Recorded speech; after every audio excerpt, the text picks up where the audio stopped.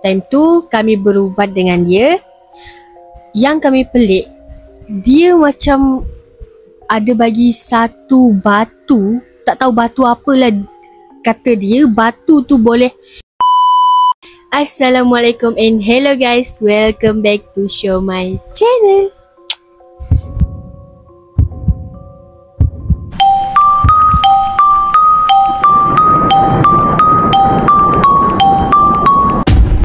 So guys, hari ni aku ada satu kisah seram yang bertajuk perubatan pelik.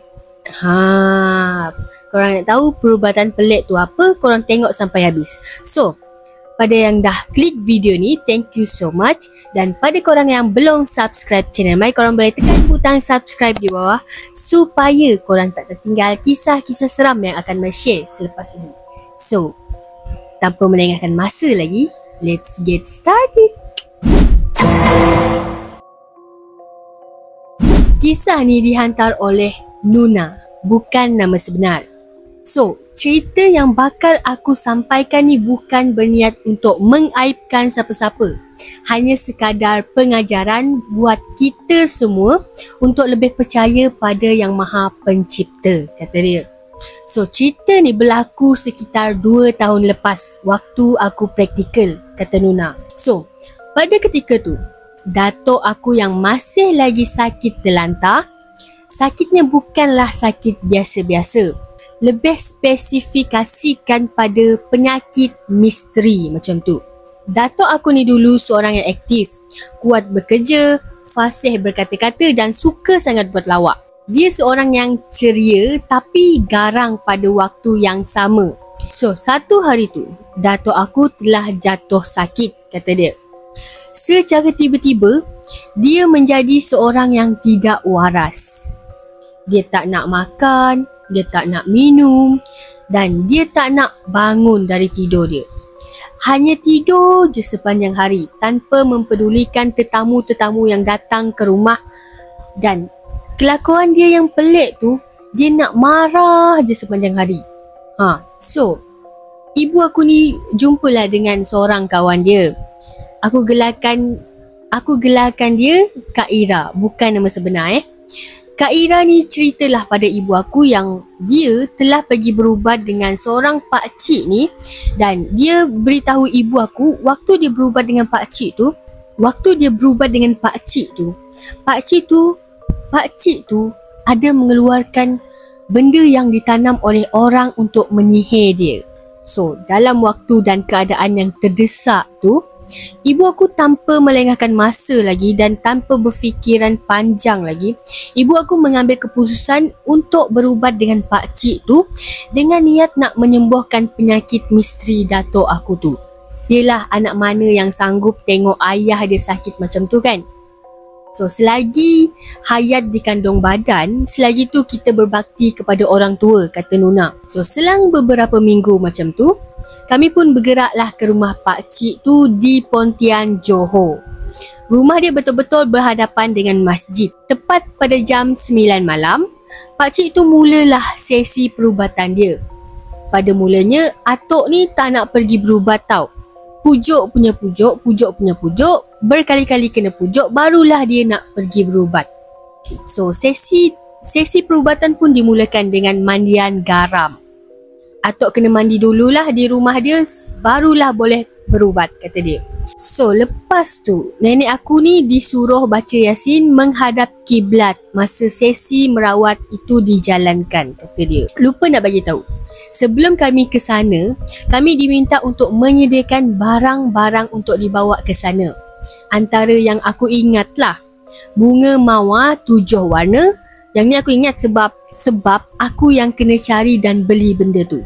Dan ada garam, air mineral, kain kosong pun kena 7 warna. Kain semita macam tu lah. Ada lagi tapi aku lupa dan paling mengejutkan iaitu dia minta pengeras. Logik tak kalau perawat minta pengeras? Kalau apa orang cakap, kalau seikhlas hati tak apalah, ni dia tetapkan jumlah berapa-berapa yang dia nak. Pengeras tu pula dikenakan dengan jumlah RM777. Tak silap akulah. Aku pun mula pelik time tu bila dia kata harus ada pengeras. Siapa sebenarnya pakcik tu? Ustaz ke? Pawang ke? Wallahualam lah. So, sesi pun bermula.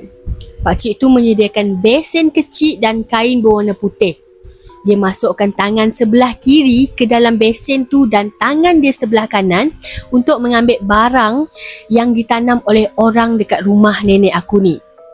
Dia bacalah ayat Al-Quran dan selebih ayat yang belakang-belakang tu, dia terkumat kami membaca tanpa kami tahu ayat apa yang dia baca waktu tu. Selepas 5 ke 10 minit macam tu, barang yang dihantar oleh orang yang dikatanya tu dekat rumah nenek aku tu terpelanting keluar dari besen tu. Time tu alangkah terkejutnya kami sehingga tercala dan luka tangan pakcik tu disebabkan tercampak oleh cebisan batu konkrit bersama dengan barang-barang tu.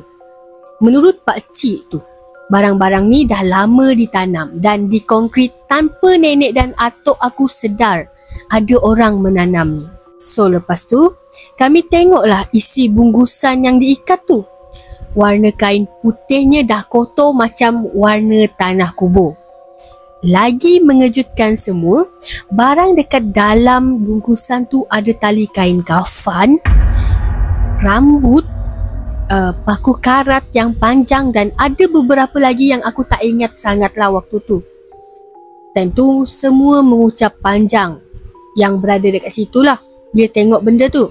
Lepas tu, pakcik tu ambil bungkusan tu dan dia bacakan sesuatu, kemudian dia suruh kami buang benda tu dekat mana-mana laut. Asalkan dekat laut lah. So, persoalannya dekat sini, dari mana datangnya bungkusan beserta cebisan batu konkrit dalam besen tu? Sedangkan mulanya hanya air kosong sahaja. Aku dengan ibu aku time tu dah fikir lain dah. Kemungkinan pakcik tu dibantu oleh khadam dia dan lebih dispesifikasikan sebagai bantuan jin.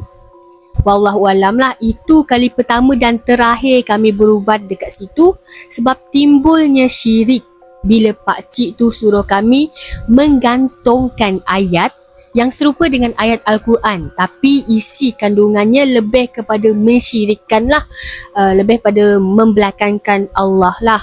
So pesan aku dekat sini untuk korang semua, jangan mudah percaya ataupun jangan mudah terpedaya dengan mainan syaitan yang ingin menyesatkan kita semua. Semoga Allah mengampunkan dosa kami.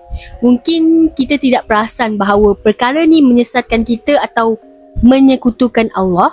Allahu Akbar. So sekarang datuk aku semakin pulih sejak dia berubat dengan seorang ustaz, seorang perawat. Alhamdulillah, moga datuk aku kembali pulih seperti sedia kala, kata dia. So, bila aku baca cerita ni, aku teringat dengan kisah family aku tau. Okay, sini aku nak share pengalaman family aku berubat. So, time tu, mak aku sakit. Boleh dikatakan samalah dengan datuk dia ni, sakit, apa orang cakap, kena sihir lah. So, kami ikhtiar time tu kami ikhtiar banyak ustaz dan banyak orang kami tempat kami berubat time tu. Time tu datuk aku ni ada seorang kawan. Kawan dia ni orang negara sebelah lah. Aku tak nak cakap negara mana. Korang faham lah, negara sebelah. So, dia ni usia dia ni macam baya-baya datuk aku lah. Time tu kami berubat dengan dia.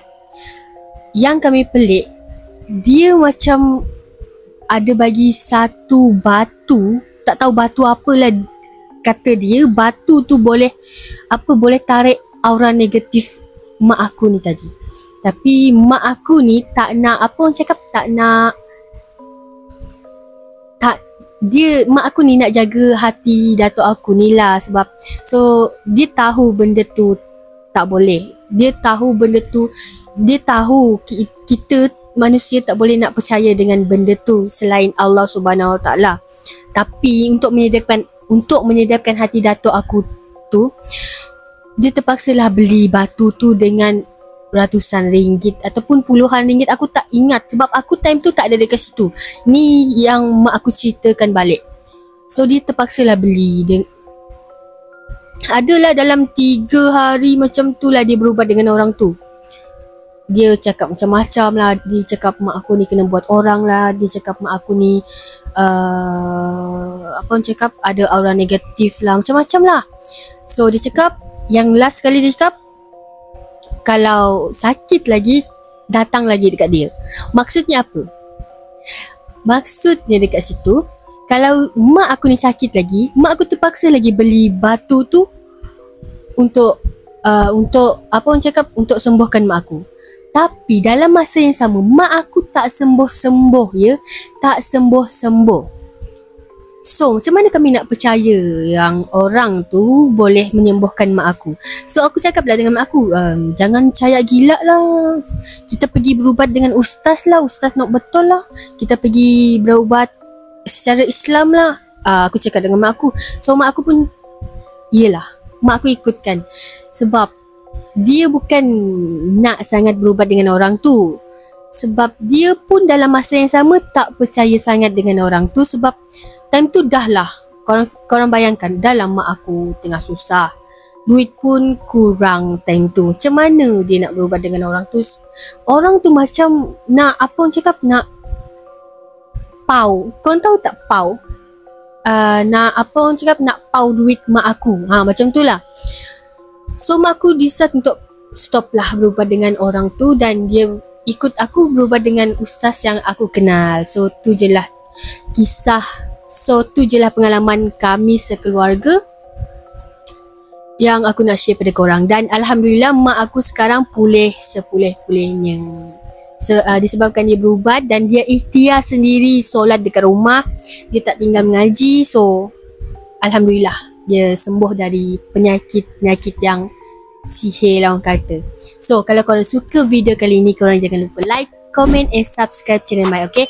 Supaya korang tak tertinggal kisah-kisah seram yang akan share selepas ini. So bye bye. Assalamualaikum.